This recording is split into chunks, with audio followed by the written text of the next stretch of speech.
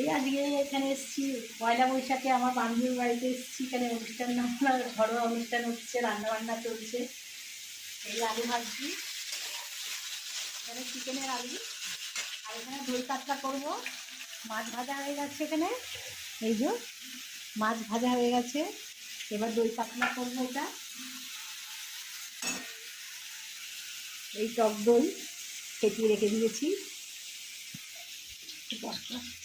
এই যে chicken, marinate করা চিকেন রয়েছে।